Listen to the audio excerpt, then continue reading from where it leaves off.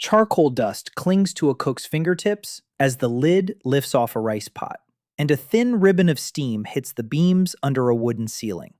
It is 11:58 in the morning on September 1st, 1923. In kitchens across Tokyo and Yokohama, lunch is almost ready, and a million charcoal braziers are still burning. Then the floor shifts. Not a bump, not a dropped pan. A rupture of about magnitude 7.9 tears along the Sagami Trough 2 minutes before noon. The timing matters as much as the force. This city is packed tight with wood, paper, and open flame. The quake does not arrive in a cold hour or in sleeping darkness.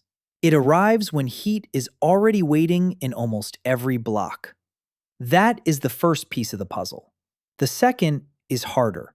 Most of the roughly 105,000 dead in this disaster will not die under falling walls.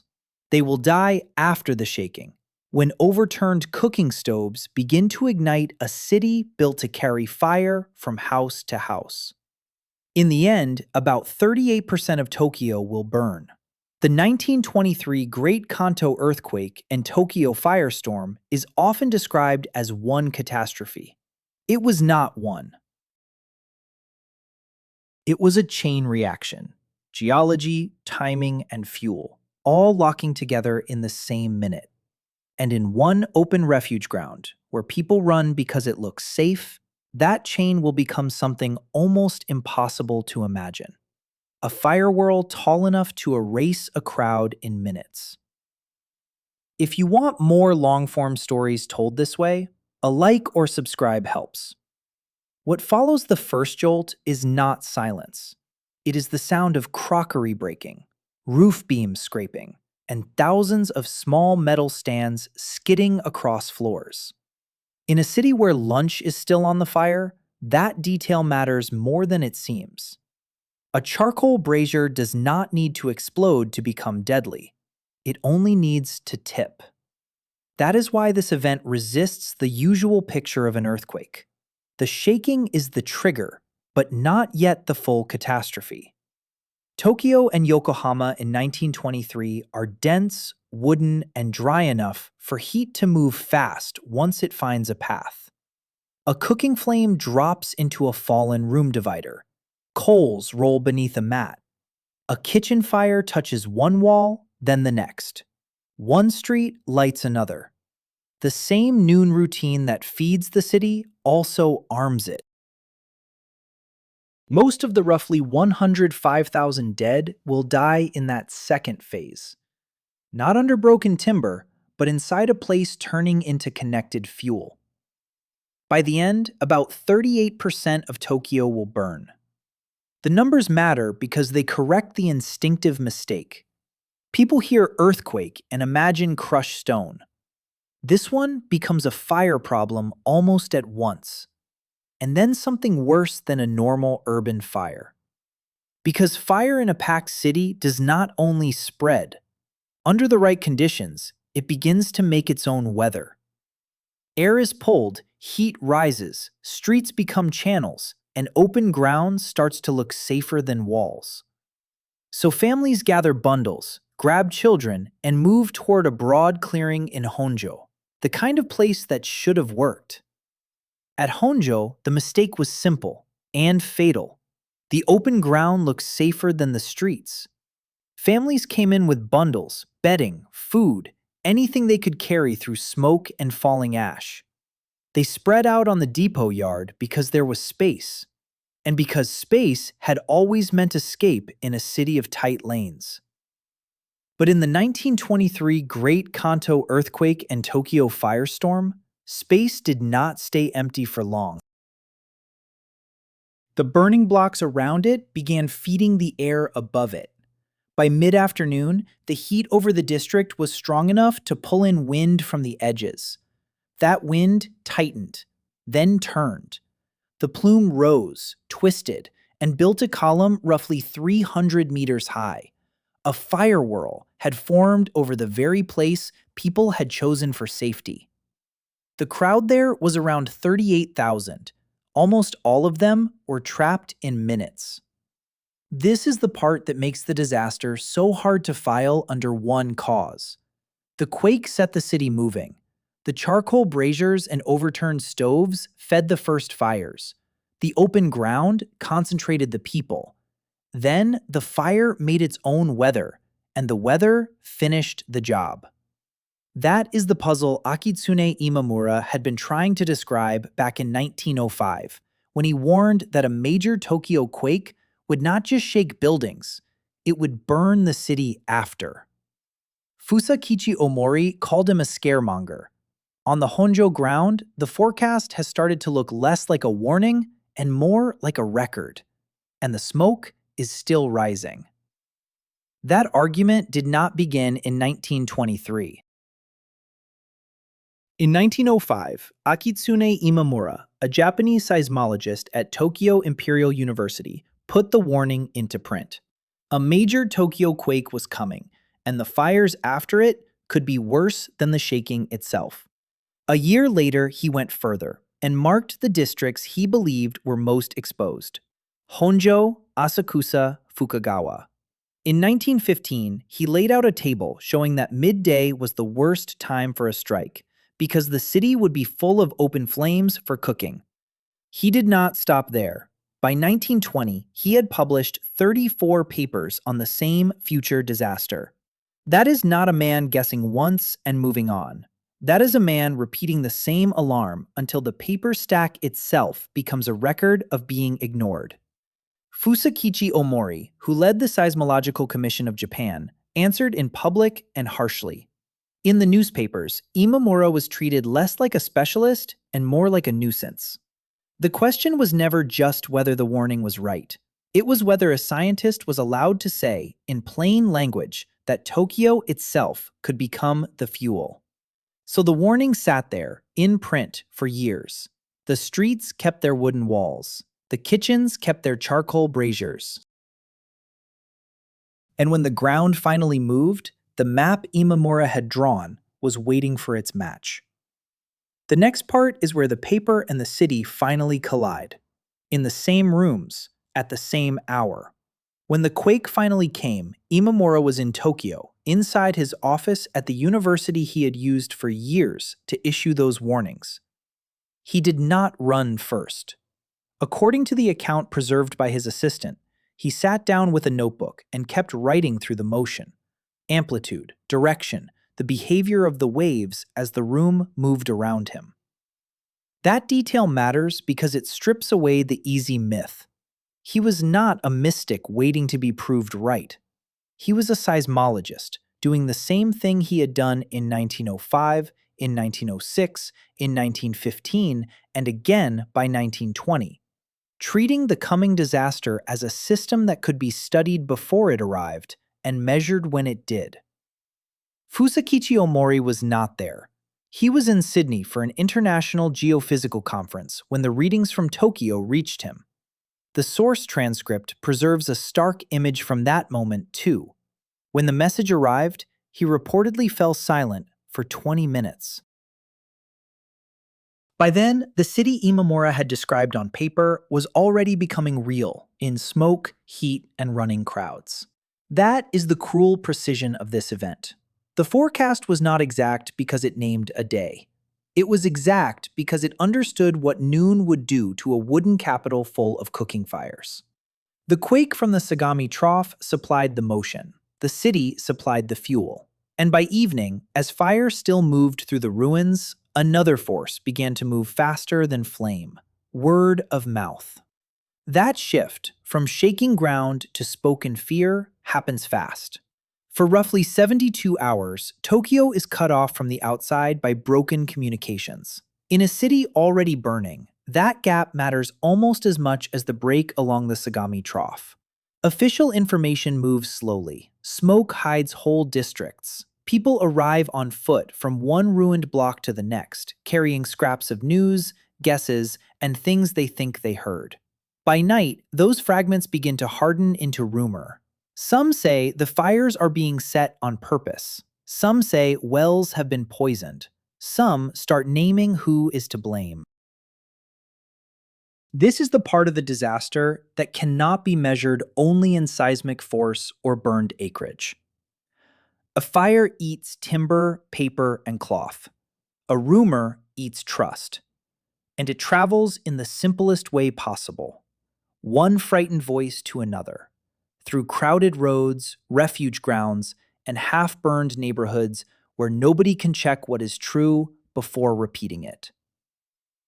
By the morning of September 2nd, groups begin forming across the region.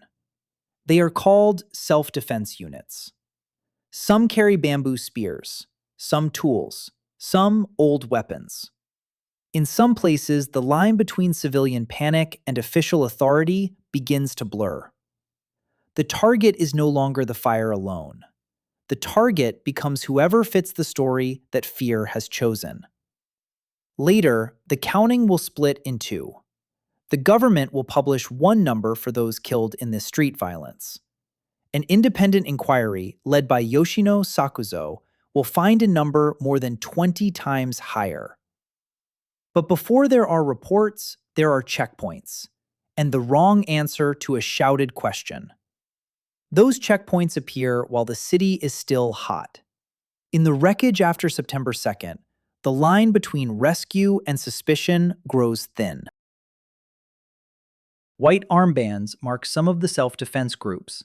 Bamboo spears, tools, and old weapons appear in the hands of men who, a day earlier, were neighbors and laborers. The rumor has already done its work. It has supplied a target, a script, and a feeling of permission. Most of those caught in that shift are Koreans working in the region. Some Chinese traders are swept into it as well. So are a number of Japanese socialists and labor activists, whose names were already known to police. That is what makes this phase different from the fire. Flame moves where fuel allows. Panic moves where society has prepared a category of enemy in advance. The 1923 Great Kanto earthquake and Tokyo firestorm now stops being only a disaster of wood, heat, and broken ground. It becomes a disaster of selection. Who belongs? Who sounds wrong? Who is carrying the wrong papers, or no papers at all? In a normal week, those signals might mean little. In a burned city with broken communications, they become dangerous. This is why later investigators, such as Yoshino Sakuzo, matter so much. He is not just counting deaths. He is testing whether the record will admit what fear did once the shaking ended. And the record, when it begins to form, does not settle the event. It splits. One version comes from the state. Another comes from those who start asking what happened, street by street.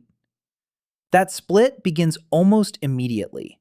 The government settles on a figure of about 231 people killed in the street violence after the quake. Yoshino Sakuzo, a political scientist at Tokyo Imperial University, builds an independent commission and keeps going for years through survivor accounts, police records, and worker lists. His total is not close to the official one. It is more than 6,000. The gap is so wide that it changes the shape of the whole disaster.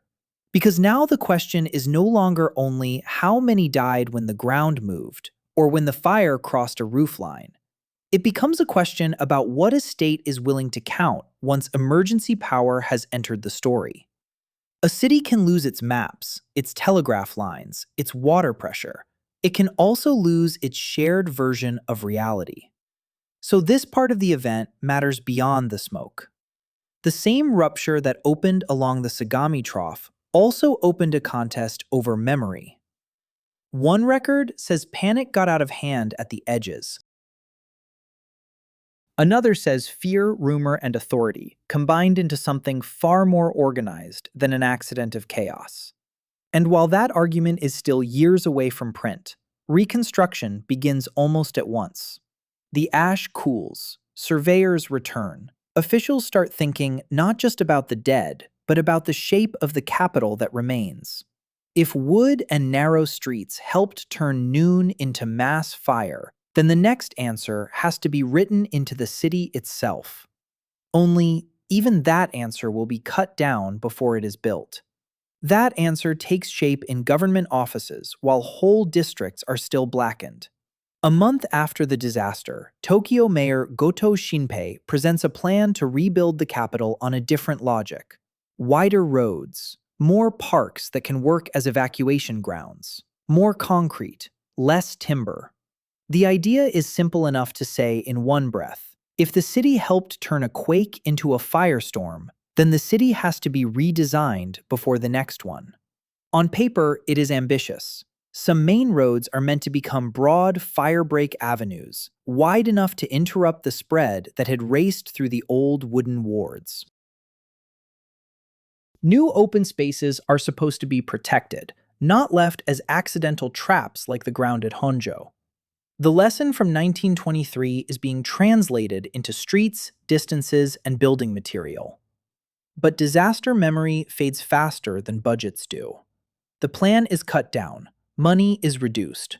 Many proposed parks are never built. Road widths shrink. Goto Shinpei does not get the full city he asked for. This is another part of the same puzzle. A warning can be correct and still ignored before the event. A lesson can be obvious and still only half applied after it. The earthquake along the Sagami Trough is over. The argument about what to do with its meaning has barely begun. Some of what does get built will matter years later, when Tokyo faces fire from the sky instead of from kitchen floors. And some of what is not built will matter too, in the spaces where the flames find no barrier at all. The argument does not end with the body count. After the fire, Tokyo's planners look straight at the thing the quake exposed: a wooden capital that had turned heat into a chain reaction. Goto Shinpei's answer was not symbolic. He wanted wider streets, more open ground, and concrete where timber had failed. In other words, firebreak avenues that could stop the next noon from becoming another citywide burn. On paper, it was the right diagnosis. In practice, the rebuild was trimmed back. Some of the new spacing stayed, some of the open ground did not. And the city kept carrying the old lesson only halfway. That is the hard pattern here. The 1923 Great Kanto earthquake and Tokyo firestorm showed the danger with brutal clarity, but the repair never fully matched the wound. And the risk did not disappear just because the first disaster was over. The Sagami Trough was still there. The population stayed dense. The capital kept growing over the same fault system, with the same basic exposure beneath it. That is why the modern estimate matters so much. In 2024, a Japanese commission still puts the chance of a magnitude 7 quake directly under Tokyo at about 70% within 30 years, beneath roughly 37 million people. The city is stronger now, yes, but the ground has not changed. And the next test will not care how carefully the last one was remembered. The city kept rebuilding with the memory still hot underneath it. After the first emergency passed, Tokyo's answer was to widen what could be widened and harden what could be hardened. Streets were meant to break up fire paths. Open ground was meant to stay open. More concrete entered the capital, not as decoration, but as a material decision against the next collapse of flame. The whole logic came from the same lesson. If wood and narrow lanes helped turn noon into a disaster, then the next city had to interrupt that chain. That was the strength of the plan around the 1923 Great Kanto earthquake and Tokyo firestorm. It did not argue with the quake. It argued with the city's own vulnerability. A block should not feed the next block. A street should not trap the people on it. A refuge ground should not behave like a bowl. But the lesson was never applied all at once. Budgets narrowed it. Politics narrowed it. Some of the firebreak avenues stayed. Some of the open spaces did not. Tokyo learned enough to change, and not enough to feel safe. That half learning is the dangerous part. It leaves a city looking improved, while the deeper system, the ground, the density, the timing, is still there, waiting for the next rupture to test what was really fixed and what was only promised. So the modern city cannot be measured only by stronger walls. Tokyo today is not the wooden capital of 1923. The charcoal brazier is gone from ordinary lunch. Building standards are tighter. Automatic shutoffs exist. Concrete and steel have replaced much of what once burned so easily. On paper, that changes the balance. The same kind of shaking under the Capitol should kill far fewer people than it did a century ago. But reduction is not removal. The old mechanism has weakened in some places and reappeared in others.